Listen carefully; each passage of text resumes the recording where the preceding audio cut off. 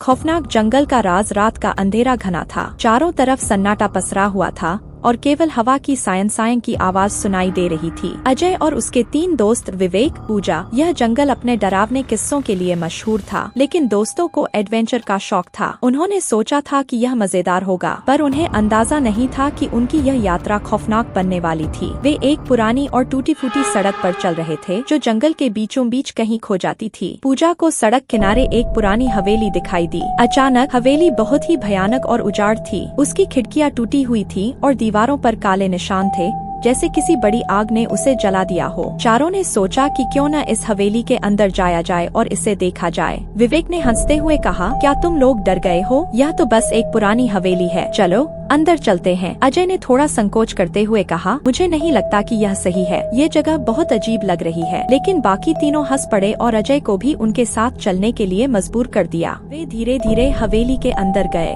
हवेली के अंदर हर चीज बिखरी हुई थी, फर्श पर धूल जमी थी और दीवारों पर खून के धब्बे जैसे निशान थे। एक अजीब सी ठंडक चारों ओर फैली थी, जो हड्डियों तक को जमा दे। रितिका ने कानों में धीरे से फुसफुसाहट सुनी, लेकिन सोचा कि यह उसका वहम होगा। कुछ देर तक चारों इधर उधर घूमते रहे। अचानक एक दरवाजा जोर से बंद हुआ। सबके दिल की धड़कनें तेज हो गईं। उन्होंने देखा कि दरवाजे के पीछे एक परछाई खड़ी थी। वह धीरे धीरे उनके पास आने लगी। तभी पूजा ने घबराते हुए कहा, वह कौन है? कोई जवाब नहीं आया। वह परछाई और करीब आ रही थी। सभी ने डर के मारे पीछे हटना शुरू कर दिया। तभी हवेली के अंदर एक जोरदार चीख सुनाई दी। चीख इतनी भयानक थी कि सबके रोंगटे खड़े हो गए। रितिका ने चिल्लाते हुए कहा, हमें यहाँ से भागना चाहिए, लेकिन दरवाजे बंद हो चुके थे।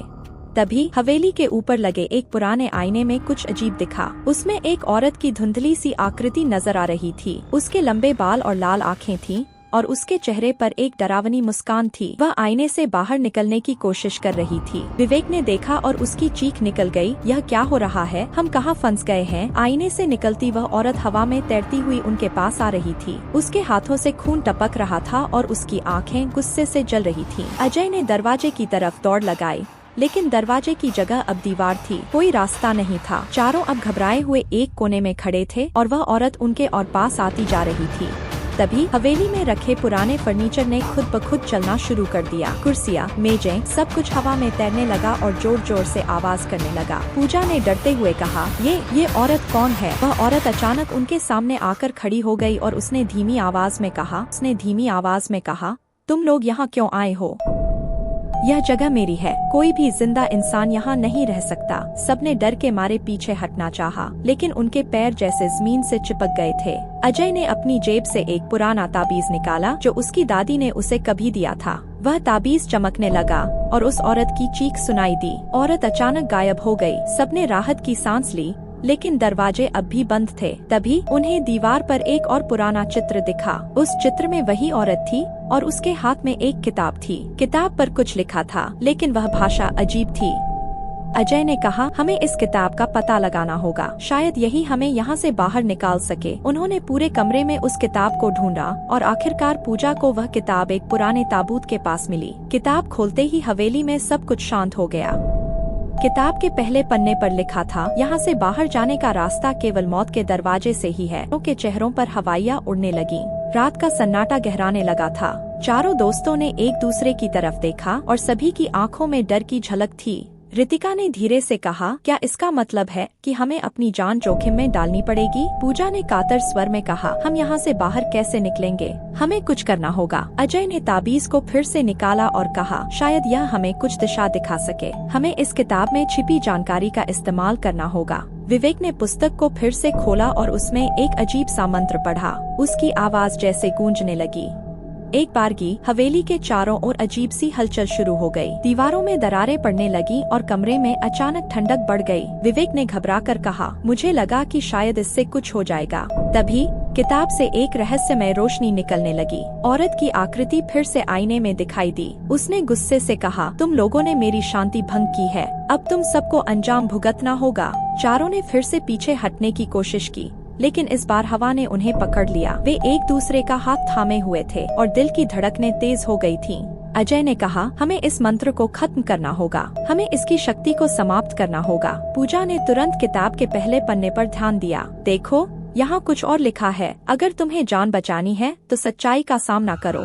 क्या इसका मतलब है कि हमें कुछ कहना है? हमें उस औरत से सच बताना होगा, रितिका ने कहा। हमें उसे समझाना होगा कि हम यहाँ से केवल अद के लिए आए थे, हम उसे नुकसान नहीं पहुँचाना चाहते। जैसे ही उन्होंने यह कहा, औरत का चेहरा और भी भयावह हो गया। उसने कहा, तुम्हारी बातें मुझे प्रभावित नहीं करेंगी, लेकिन हम समझ सकते हैं। अजय ने साहस जुटाकर कहा, तुम्हारे दर्द को तुमने बहुत कुछ सहा है, क्या तुम हमें मौका नहीं दे सकती? एक पल के लिए हवेली में सब कुछ ठहर गया। औरत की आंखों में आंसू थे, औरत की आंखों में आंसू थे।